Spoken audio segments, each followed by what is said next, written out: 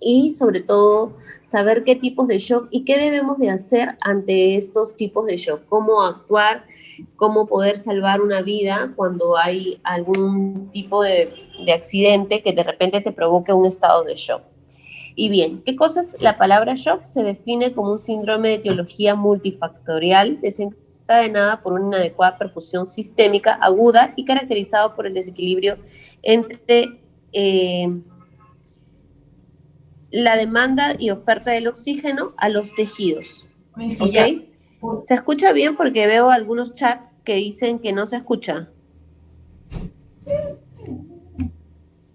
¿Alguien me puede contestar, porfa, si se escucha? Si se escucha, ok, ya. Sí, se le escucha, doctora. Ya, genial. A ver, en conclusión, ¿qué cosa es el estado de shock? La falta de perfusión a los tejidos, ¿ya? Y de acuerdo a la localización vamos a tener shock hipovolémico, shock cardiogénico, shock neurogénico, shock anafiláctico y distributivo. De ellos vamos a ver luego su clasificación, pero básicamente el estado de shock es la falta de la perfusión a los tejidos, ¿ok? Por ejemplo, para entender un poco aquí el shock, vamos a ver que, por ejemplo, la presión arterial está dado por el gasto cardíaco, por la resistencia vascular periférica. El gasto cardíaco nos va a dar el volumen sistólico por la frecuencia cardíaca y la resistencia vascular periférica nos va a dar el tono. Entonces ahí vamos a entender, por ejemplo, cuando uno de estos se altera, ya sea el volumen sistólico o se altera el tono, entonces la multiplicación nos va a dar distinto y eso obviamente va a alterar nuestro valor de presión arterial y nos va a dar de repente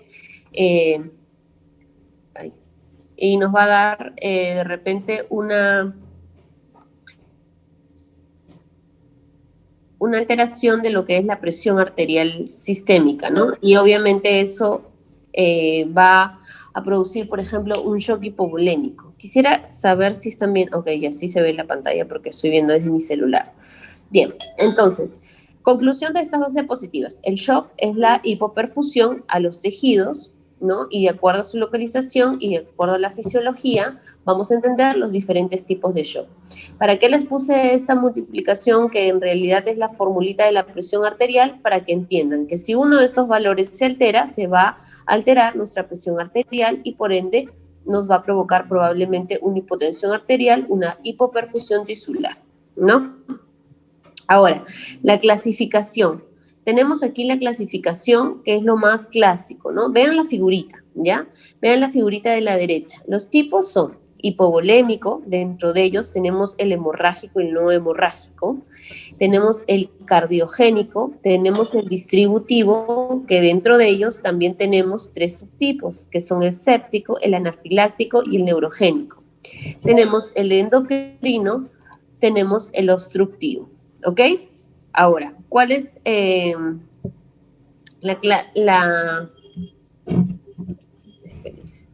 No sé qué pasa con esto.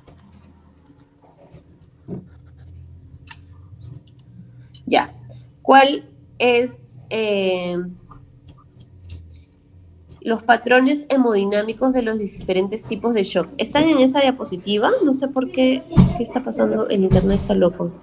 Sí, ahora sí. Ya. Entonces, en los patrones hemodinámicos, si ustedes ven el cuadrito, ¿ya? En el hipovolémico, si ustedes ven, casi todas las flechitas están para abajo. Si ven, solamente la resistencia vascular está hacia arriba, ¿ya?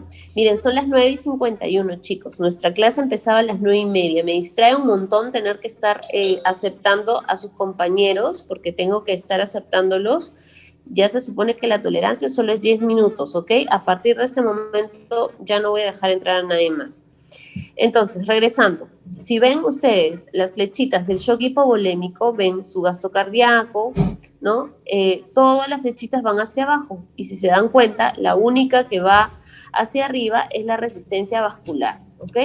Y miren en el cardiogénico, ¿qué pasa con esa presión venosa central? ¿Está normal o aumentada? Entonces, si ustedes van haciendo comparaciones entre el hipovolémico, entre el cardiogénico, entre el obstructivo y entre el distributivo, se van a dar cuenta que los valores de repente de gasto cardíaco, de presión capilar pulmonar, de presión venosa central, de resistencias vasculares y de transportes de oxígeno van a ir cambiando de acuerdo a los diferentes tipos de shock.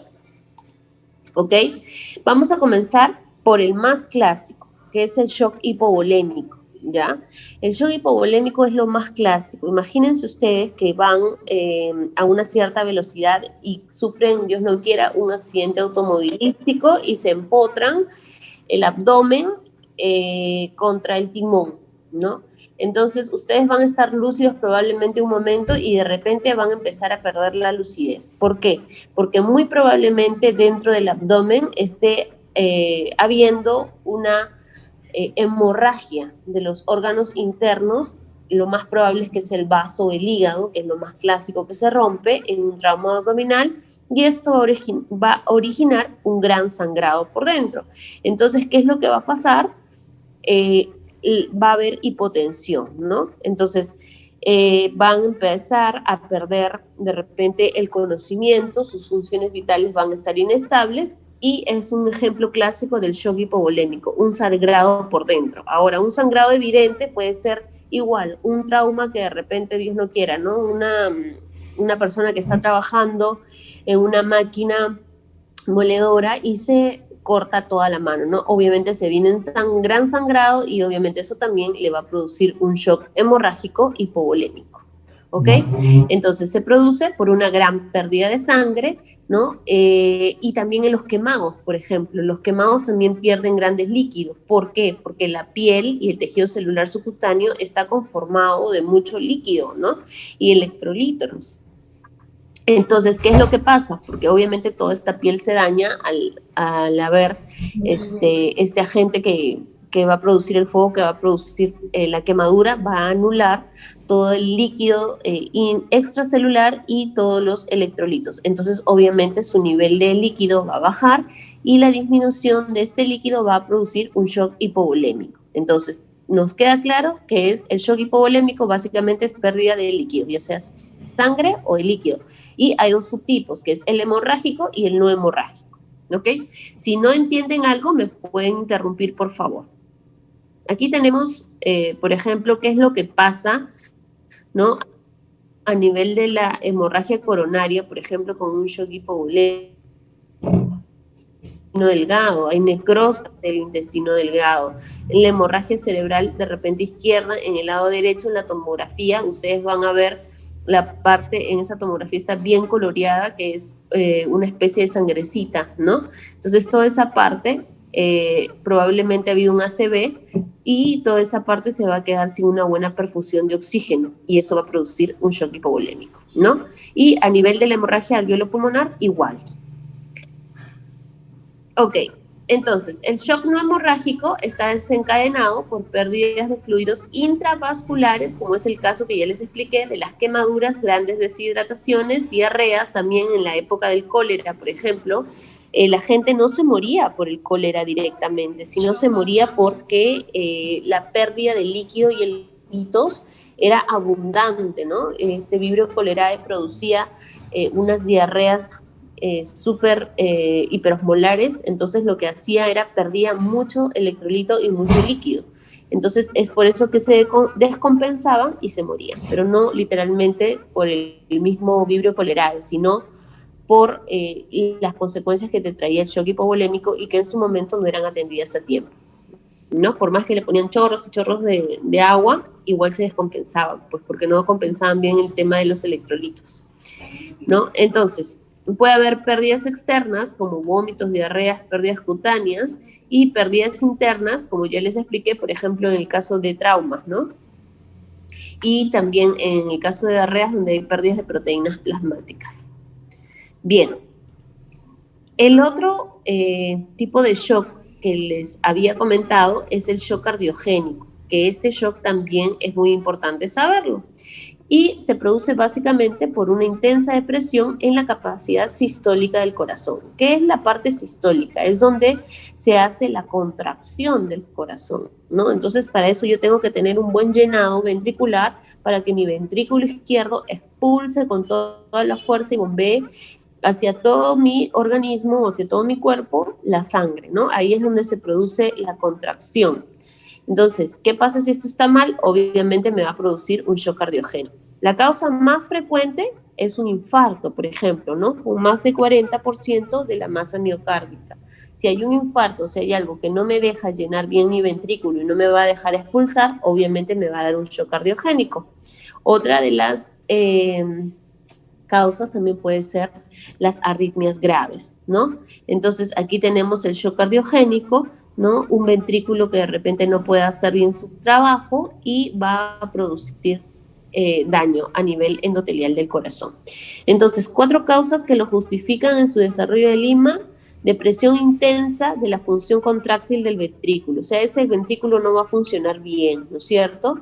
Depresión ventricular también derecho, porque obviamente si no se expulsa bien la sangre, obviamente tampoco va a llegar hacia la otra cavidad la sangre que debería llegar, la cantidad de sangre, y van a haber complicaciones, ¿no? Roturas de tabiques, disfunción isquémica y coexistencia de varias de ellas. Entonces, hasta ahorita estamos viendo los 2 tipos más comunes y más importantes de shock, ¿ok? Luego tenemos el shock obstructivo. ¿Y qué cosa es el shock obstructivo o extracardíaco? Como su nombre lo dice, obstruye. Hay algo que obstruye, ¿no? El corazón no se va a poder llenar. Muchas personas, por ejemplo, varices en los, ¿no? Esas varices que muchas veces se ven por afuera como unas venas todas tortuosas en las piernas, pero a veces esas varices son internas y la persona no se da cuenta, entonces tampoco se las trata. Se va a acumular, digamos, un trombo en esas varices. Ese trombo va a viajar por todo el sistema circulatorio y va a producir una obstrucción. Entonces, como me va a producir una obstrucción muy probablemente en la arteria que me va a llevar toda la sangre adecuada a mi corazón, no se va a llegar en su totalidad y va a haber un taponamiento. Ese taponamiento me va a producir un shock obstructivo que no depende necesariamente del corazón, pero que sí va a afectar al corazón, porque al final no va a llegar al corazón, o también de repente puede irse al sistema pulmonar, ¿no? Y me puede dar un embolismo pulmonar, un TEP, por ejemplo, un tromboembolismo pulmonar. Personas, por ejemplo, ustedes han visto cuando las personas se van a operar, si alguno de ustedes se ha operado, verán que a las personas que entran a sala de operaciones les ponen vendas en las piernas. Y tú dices, ¿para qué me ponen vendas? Porque muy probablemente la cirugía demore mucho tiempo y estas vendas van a ser como una especie de compresión para que ningún émbolo se quede, ¿no? Entonces, a ver, delegada, porfa, mira, ya son 10 de la mañana y siguen queriendo entrar a la clase. Entonces, díganle por favor a sus compañeros que esta es la última vez que los admito hasta las 10 de la mañana, porque el límite son 10 minutos, ¿ya? Bueno, continuemos. Entonces, como les estaba diciendo, el shock obstructivo, como su palabra lo dice, es algo que va a obstruir, ¿no? Va a obstruir todo el sistema circulatorio y me va a producir de repente una obstrucción tanto cardíaca como una obstrucción pulmonar. La clásica es el tromboembolismo pulmonar, por ejemplo, como les explicaba, en los pacientes que están postrados también, ¿no?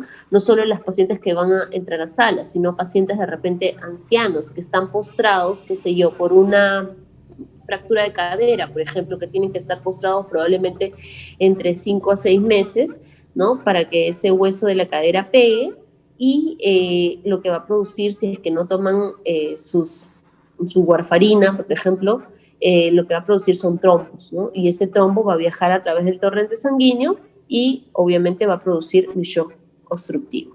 ¿Cuál es el otro que me gustaría que sepan? Es el shock distributivo, ¿no? Y se produce una reducción de las resistencias vasculares sistémicas, ¿ya? Dentro del shock distributivo hay varios tipos de shock, que son el shock séptico, ¿ya? La palabra séptico siempre es infección. Shock anafiláctico, ¿ya? Que es básicamente una alergia, por así decirlo. Y shock neurogénico, ¿no? Y shock endocrino.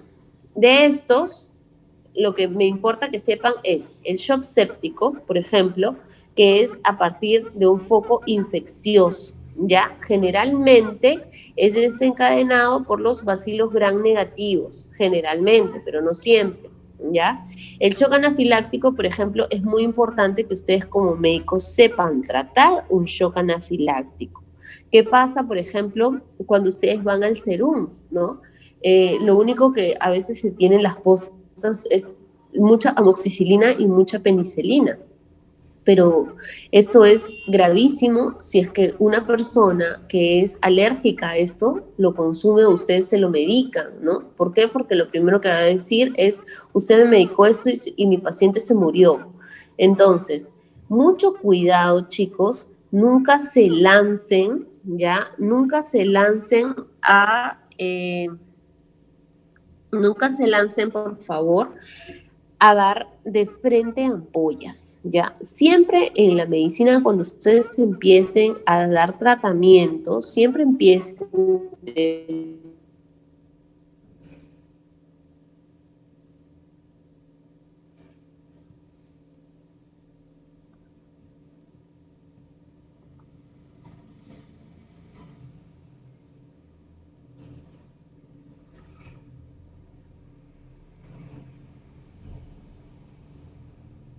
cómo pasó en algún momento, pero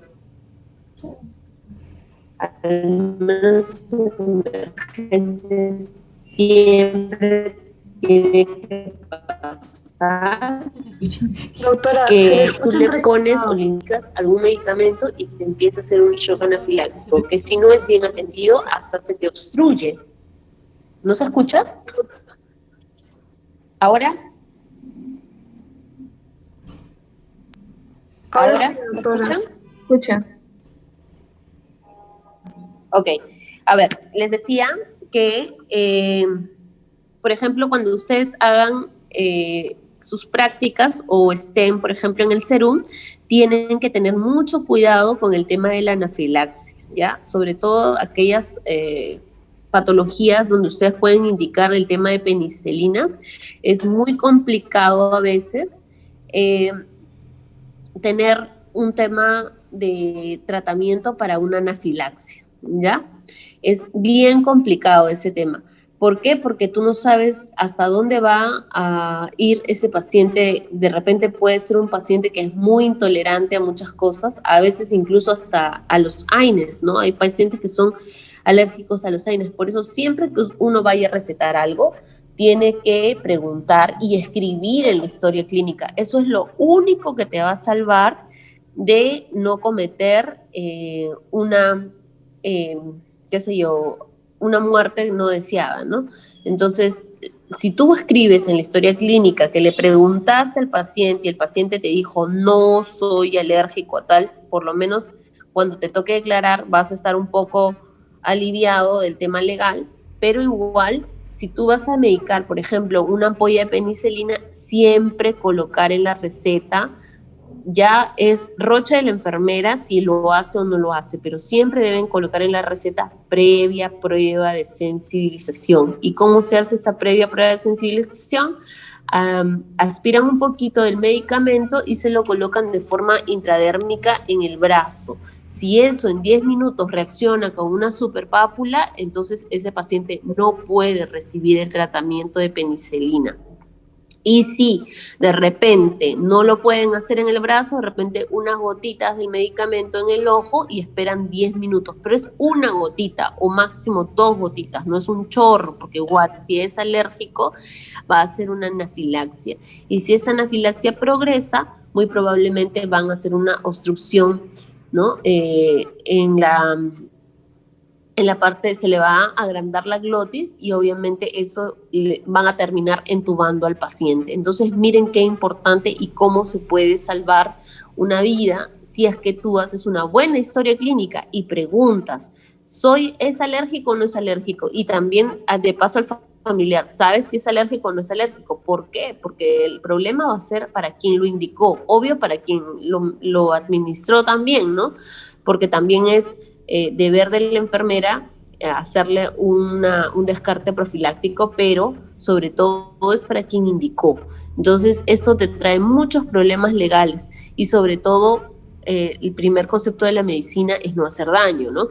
Entonces tenemos que saber cómo medicar. Entonces no medicar por medicar, ¿ya? Luego tenemos el shock neurogénico, que es por vasodilatación inducida por mecanismo neurológico, y el shock endocrino. Aquí tenemos el shock anafiláctico. Tal cual como ven en la figura, llegan a la emergencia, ¿no? Cuando se tomaron de repente una pastilla, una orfenadrina, un tramal, les dolía la espalda y le dieron una pastilla para que, ¿cómo se llama? No les siga doliendo, y llegaron pues recontra con la boca súper hinchada, con los ojos súper cerrados. No sé si a alguno de ustedes les ha pasado. Por ejemplo, cuando yo era niña, me descubrieron que era alérgica a las sulfas, ¿no? Que es otro de los grupos de medicamentos que también dan muchas alergias, ¿no? Entonces, yo no recuerdo nada, solo recuerdo que me dieron mi jarabe de sulfa, Bactrim creo que era, y me eché a dormir. Cuando me levanté, sentía que no podía abrir los ojos, ¿no? Y muy probablemente, no muy probablemente, sino me llevaron al doctor, y obviamente tenía los párpados totalmente cerrados. Y al toque, pues, ¿no? Lo que hacen es ponerte una vía, corticoides, sobre todo hidrocortisona, tu clorfenamina, y nunca más las sulfas, ¿no? Entonces siempre uno tiene que tener, aunque sea, no sé, atrás de su DNI, poner un sticker que diga alérgico a, ¿no? O sea, penicilina, sulfa, porque Dios no quiera, te da un accidente en la calle y alguien, por querer ayudarte, de repente te administra algún medicamento y se va a la cárcel de paso, ¿no? Entonces, estas son las manifestaciones clínicas simples en teoría, porque el edema de párpados, el edema de labios, en teoría son simples, porque lo más complicado es que te dé un espasmo laringio, y ahí sí el paciente va a terminar con tubo, obviamente, y probablemente en shock trauma, ¿no? Todo por indicar un medicamento que no era bien estudiado en su historia clínica. Luego tenemos el choque séptico, ¿no? O shock séptico, que es básicamente por un foco infeccioso, ¿no? Por ejemplo, en este periodo que hay del COVID, ¿no? La mayoría de pacientes hacían shock séptico. ¿Por qué? Porque una, que venían por el tema de la neumonía viral que producía el COVID, pero en los hospitales, como es un ambiente que obviamente está saturado de cargas virales de distintas bacterias y de distintos focos infecciosos, ¿no? Probablemente en UCI agarraban otra bacteria, y entonces el paciente, si ya estaba complicado con su neumonía viral, agarraba otro foco infeccioso, o de repente a estos pacientes que se les tenía que entubar, obviamente se les tiene que poner una bolsa colectora de orina, y para eso tú le tienes que poner una sonda. Entonces todo aquel procedimiento que le hagas, que tiene que introducirle algo externo al paciente, te va a dar un foco infeccioso, por más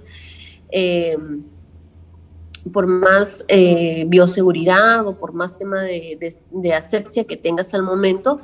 Hay personas que hacen infecciones urinarias por el tema de la sonda, ¿no? Por el tema de la aspiración, por el tema de la sonda nasogástrica. Entonces, cuando tú tienes mucho tiempo al paciente con estas sondas, vas a provocar que cojan infecciones. Entonces, eso lo que va a producir es que obviamente se complique tu paciente, ¿no? ¿Y qué es lo que va a producir en síntomas? Va a tener, de hecho, fiebre, y la fiebre va a ser compensada por el corazón, y obviamente va a empezar a haber taquicardia, y como va a haber taquicardia, vas a sentir que tu corazón está muy acelerado, que te falta el aire, va a haber taquipnia, ¿no?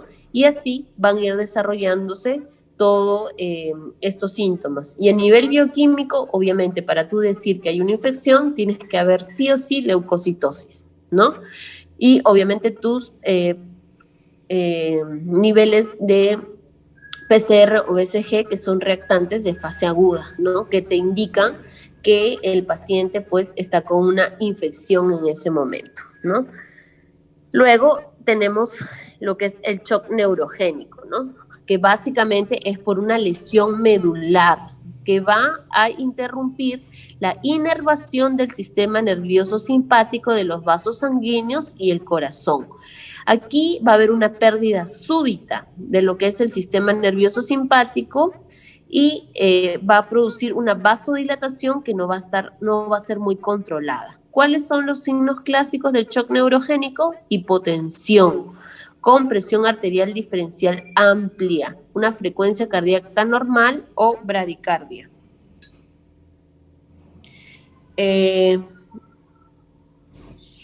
Miren, chicos, porfa, les pido que si a alguien se le acabó el internet o algo así, no puedo hacer nada ahorita porque me distraen un montón el hecho de estar leyendo el chat por estos temas, ¿ya? Tenemos que avanzar con la clase. A ver, lesión entonces de choque neurogénico, hipotensión, ya es la clásica del choque neurogénico. ¿Por qué? Porque hubo una sección probablemente a nivel medular y eso va a alterar todo el tema de inervación y el sistema nervioso simpático de los vasos sanguíneos, ¿ya? Entonces, las causas de tipo de shock neurogénico es, por ejemplo, los pacientes que se someten a sala de operaciones, ¿no? La anestesia general profunda, que va a deprimir todo el centro vasomotor. Si esto le choca al paciente, obviamente va a ser un shock neurogénico y por ahí que ni siquiera se despierta, ¿no? La anestesia raquídea, por ejemplo, muy usada en las personas que van a dar a luz por cesárea, ¿no? Entonces, a veces cuando la persona se mueve, ¿no? Porque para ponerte una anestesia raquídea te piden que te pongas en una posición fetal y por ahí que te agarran un nervio que no debe de ser, se bloquean todas las raíces nerviosas simpáticas, ¿no? Entonces, ahí vienen todos los daños y neuropatías periféricas. ¿Qué son las neuropatías periféricas? Obviamente que va a los miembros inferiores y por ahí te causa un dolor, ardor, alteración de la sensibilidad de los miembros inferiores, ¿no? Entonces, aquí les puse un cuadrito básicamente de fisiopatología, donde nos dice que los diferentes tipos de shock inducen a los mecanismos patogénicos, alteraciones hemodinámicas. Ya les expliqué, por ejemplo, en algunos tipos que te causa hipotensión arterial brusca, ¿no? Como por ejemplo el tema del shock de hipoperfusión, como el shock hipovolémico, por ejemplo, ¿no?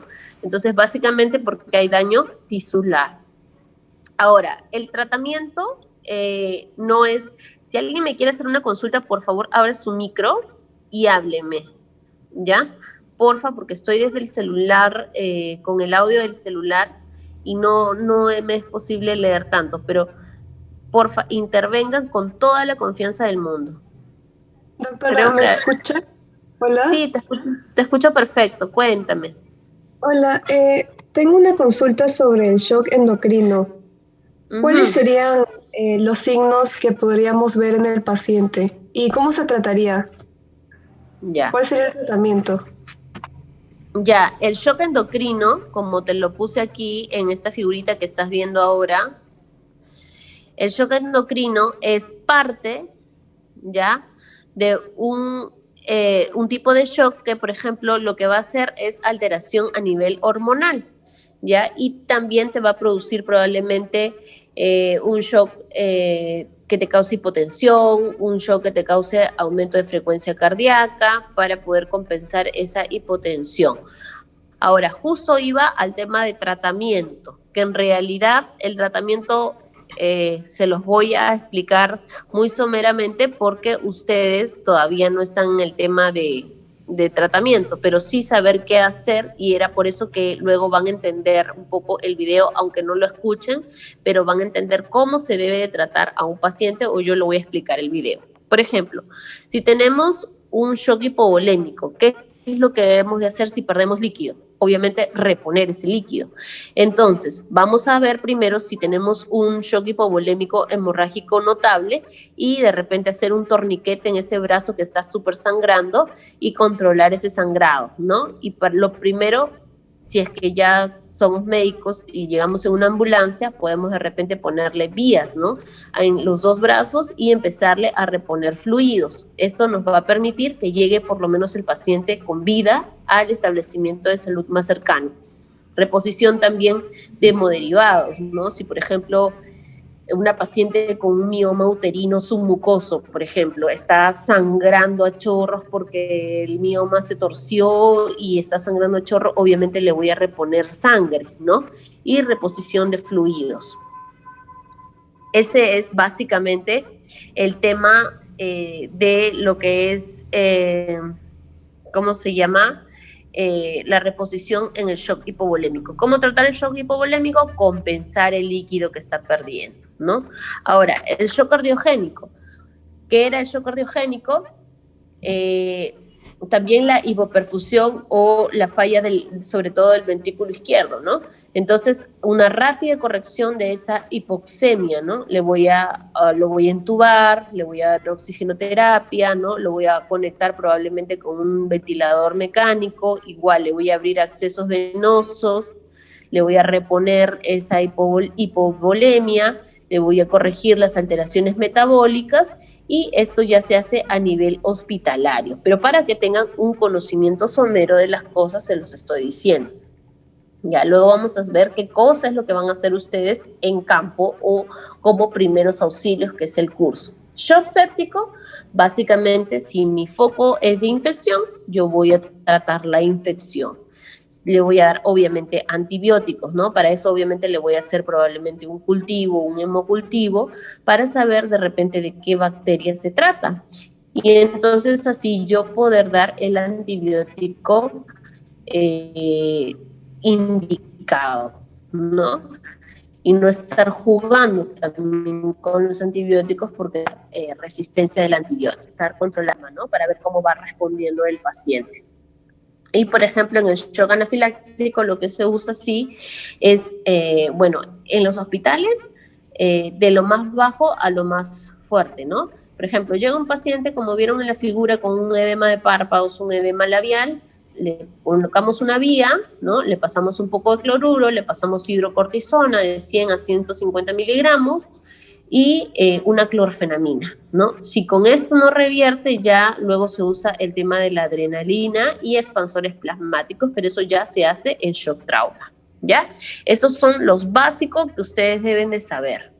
Si ustedes, por ejemplo, en casa ven que le dieron un paracetamol al hermanito porque le dolía la cabeza y resulta con estos edemas de párpados, mientras lo van llevando al hospital, ustedes ya saben que de repente le pueden dar, aunque sea en pastillita, una clorfenamina, y por ahí, si es que ya el niñito pesa más de 40 kilos, le puedo dar, no sé, pues una dexametasona de 4 miligramos en pastillita, ¿no? Entonces ya con eso, por lo menos voy a ir combatiendo mi shock anafiláctico hasta que yo llegue al centro de salud, ¿no? Entonces, eso es básicamente cómo tratar a nivel de primeros auxilios. ¿Qué hago con mi paciente descompensado con shock? Lo tengo ahí tirado. ¿Qué hago? Yo no sé qué tipo de shock tiene, no sé si se tomó una pastilla, no sé si me hizo un edema laringeo, no sé si esta persona está sangrando por dentro, yo no sé. Pero como lo más clásico es que hagan hipotensión por la hipoperfusión tisular, entonces ese paciente va a estar con mucho frío porque se le va a bajar la presión. ¿Y cómo hago para que haya mayor retorno venoso? Pues coloco las piernas del paciente más elevada de lo normal, ¿no? Entonces de repente le pongo los pacientes, como ven ahí en la figura, sobre un mueble de repente, ¿no? Y abrigo a ese paciente, ¿no? Colocar a la víctima en posición de shock. ¿Por qué? Para que haya un mayor retorno venoso y esa hipoperfusión de repente mejore en algo. Mantener a la persona cómoda y cálida y voltear a la cabeza de la víctima. ¿Por qué?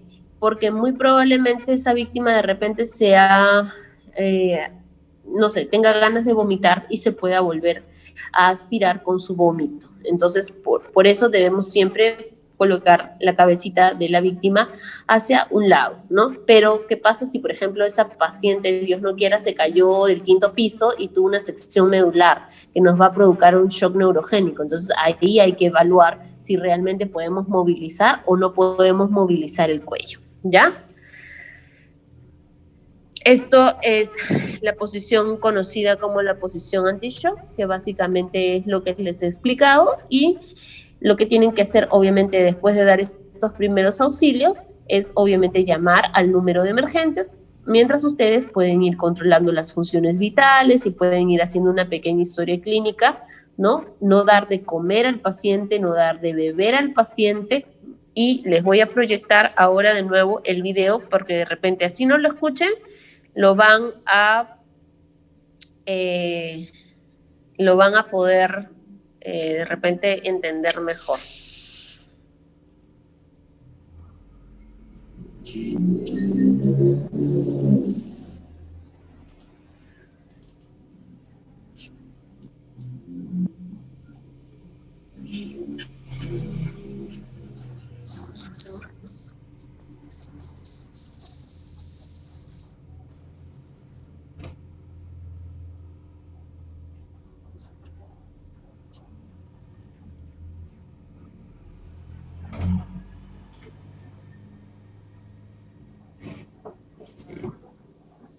No sé por qué no se escucha.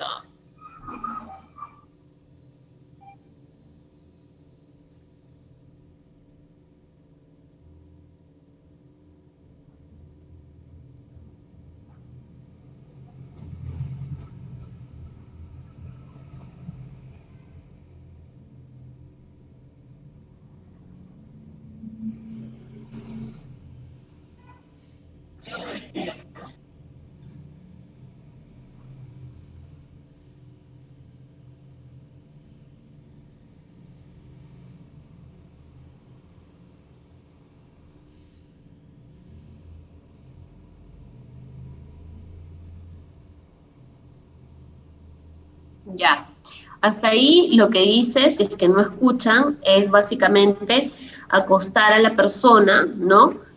Obviamente tienen que valorar si respira, ¿no? Si responde y ver el tema también del ABC que ya les explicó la doctora Lucía en las clases de RCP, ¿no? Ver si hay pulso, ver si respira la persona, acostarlo en un lugar cómodo, ¿no? Y luego vamos a seguir viendo qué es lo que más hace este paciente en los primeros auxilios o este señor que le da los primeros auxilios.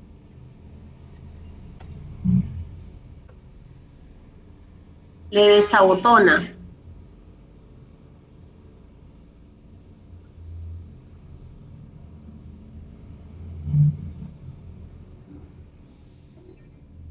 Lo que dice ahí es que obviamente tienen que desaflojarle todo el tema de la ropa, ¿no?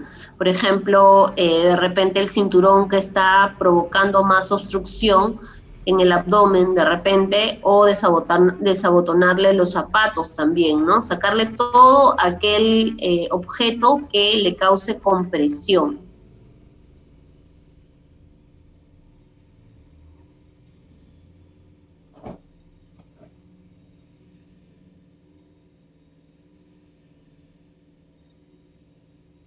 Si se dan cuenta, ahí el paciente está como que queriendo hablar, ¿no? Pero está como que perdiendo en ese momento la noción de lo que pasa, la noción del tiempo, está como que enclavándose, por así decirlo, o de repente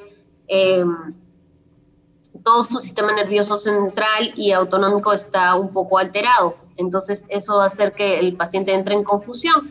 Entonces, mientras ustedes van dando esos primeros auxilios, tienen que pedir ayuda a alguien y decirle, llame por favor, no sé, al 116 SAMU, y mientras tanto, ustedes, mientras van ayudándolo, van siempre corroborando sus funciones vitales y su pulso sobre todo.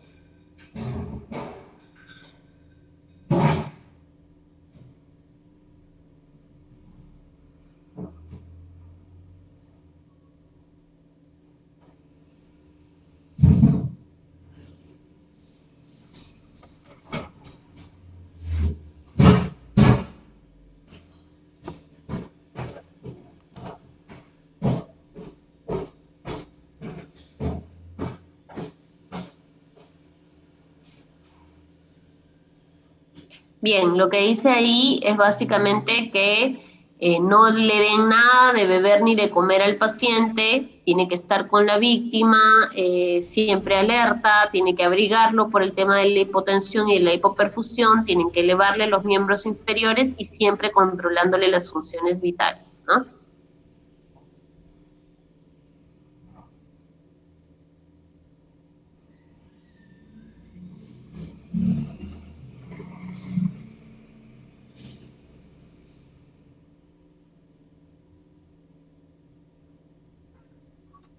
Bien, y lo que dice último es que si es que perdiera totalmente el pulso, ¿no? Ya pueden iniciar con las maniobras de RCP. Y obviamente si la persona va a vomitar, colocarlo del lado derecho para que pueda no aspirarse con su propio vómito. ¿Llegaron a escuchar el video o por lo menos lo entendieron?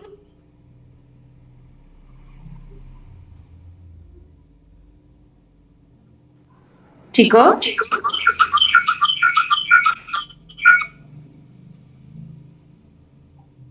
se entendió. Sí se entendió. Perfecto.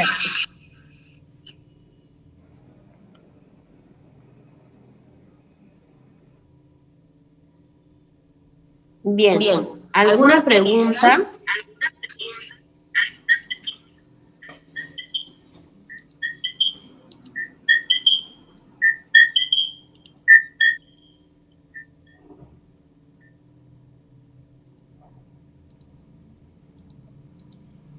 ¿Alguna ¿Alguna pregunta? pregunta, chicos?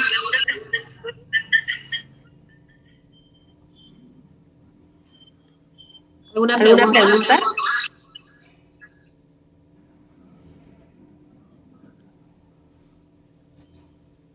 Ok, Ok, no no hay hay preguntas. preguntas. Entonces eso quiere decir que han entendido bien. Ojo que este tema es bien tomado.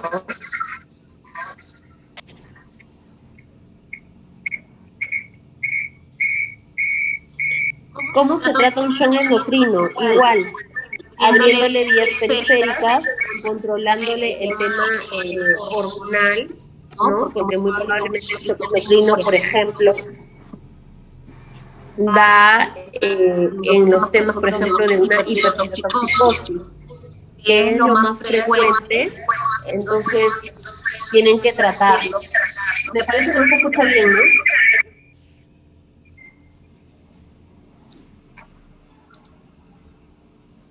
¿Ya ahora me escuchan mejor? Sí. Muchas gracias. Ya, a ver, por ejemplo, ¿dónde, que justo me preguntaron el tema del shock neuroendocrino, ¿ya? Las personas, por ejemplo, que tienen el tema de hipertiroidismo, ¿ya? Hacen muchas crisis de llega tanto sus niveles de TSH a alterarse, ¿no? Y lo que hacen, presentan, pues, ¿no? Hasta convulsiones estas personas. Entonces, lo que haces es tratar en ese momento, como primeros auxilios, no puedes hacer mucho más que controlarle funciones vitales, más que hacer todas las maniobras que ya se les ha explicado. Pero una vez que estén en el hospital, obviamente les van a dosar todas estas hormonas y si hay pérdidas de líquidos o pérdidas de algún tipo, van a tratar de compensarla, ¿no? Y obviamente usando los medicamentos, ¿no? Por ejemplo, el timidazol o qué sé yo, medicamentos que se utilicen para este cuadro de hipertirotoxicosis, por ejemplo, ¿no? Entonces, usan esos métodos para controlar un shock endocrinológico. Tengo como no sé, a 3 personas en espera. Imagínense, o sea, son las 10:30 y siguen planeando entrar a la clase cuando ya hemos terminado la clase. Me parece un poquito mal, porque de hecho la clase empieza a 9:30, entonces no puede ser que a las 10:30 pretendas entrar a la clase. Ya, chicos, por favor, ya los he admitido, pero realmente el daño se lo hacen ustedes, no yo, porque sí, no he pasado el FORCE todavía, porque lo voy a hacer recién ahorita, pero no es correcto, pues, que solo estén entrando por el tema del FORCE. Se supone que ustedes tienen que entrar por el hecho de que quieran escuchar clase y de aprender, ¿no? Porque si no, ¿cuál es el sentido de esto? Voy a crear el force, denme un minuto y se los paso.